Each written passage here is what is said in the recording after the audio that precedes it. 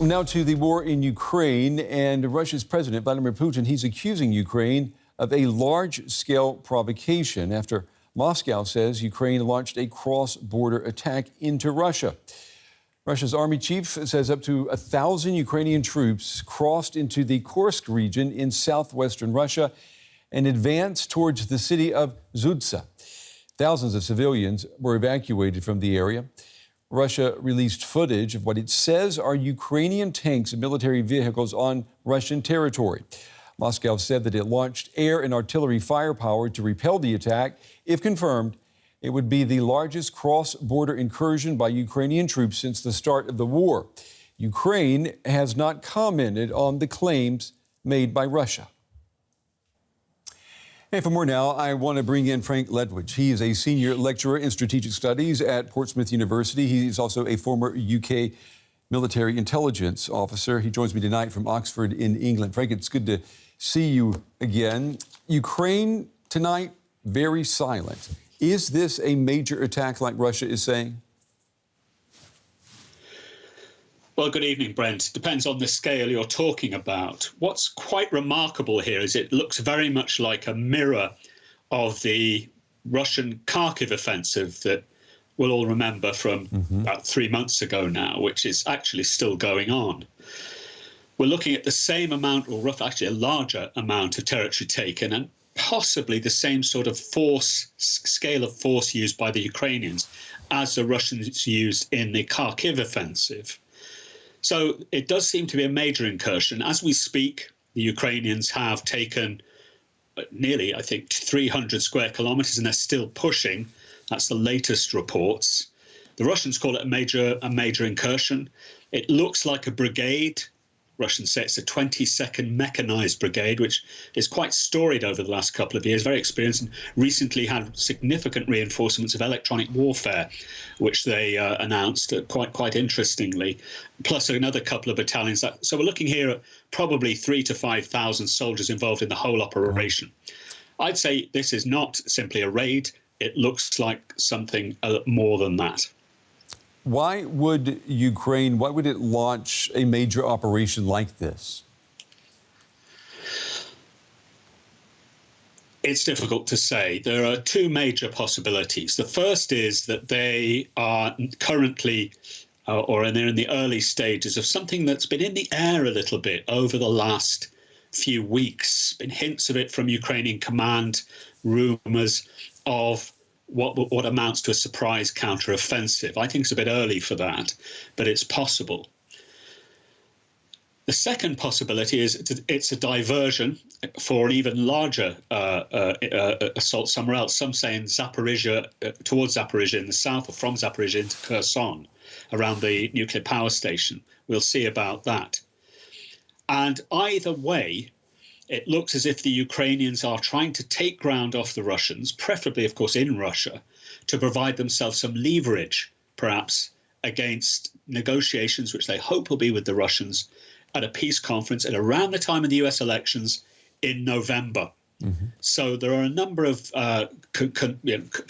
reasons flowing together, if you like, that give some logic to what otherwise might just seem a rather strange thing to do. Yeah, well, Frank, talk me through that then. So this attack is a preview of what, or is it pre-planning of what, peace negotiations, or I mean, so we've got an attack that's going to lead possibly to an end to this conflict. Is that what you're saying?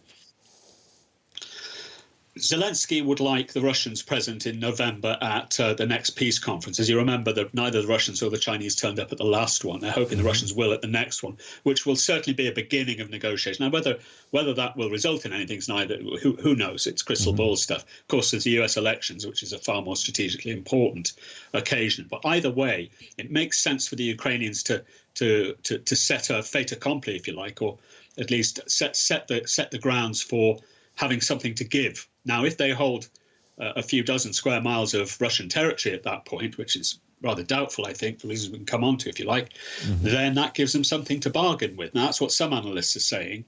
So it makes sense to me. Another, and I think less plausible, or if this is the reasons, I don't think it makes sense, is that the Ukrainians are trying to draw Russian forces from the southern front, southern eastern front.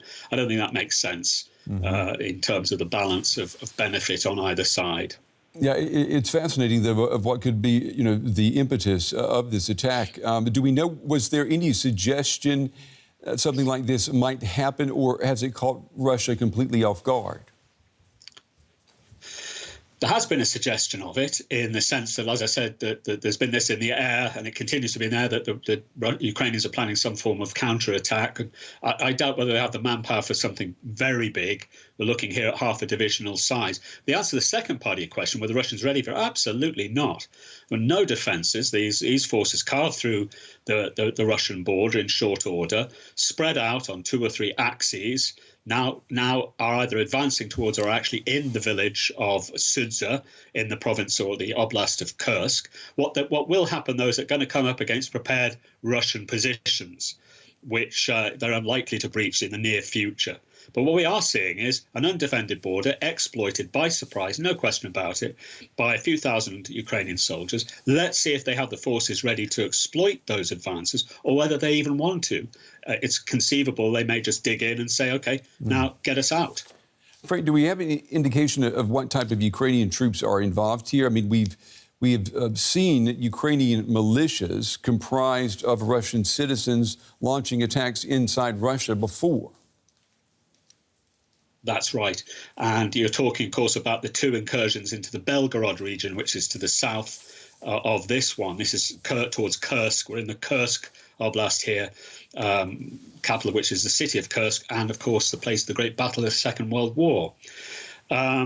This, however, is a formed Ukrainian brigade, plus a couple of battalions. These aren't Russian irregulars or dissidents or gangs of armed men like, as the Russians would describe the Belgrade incursion.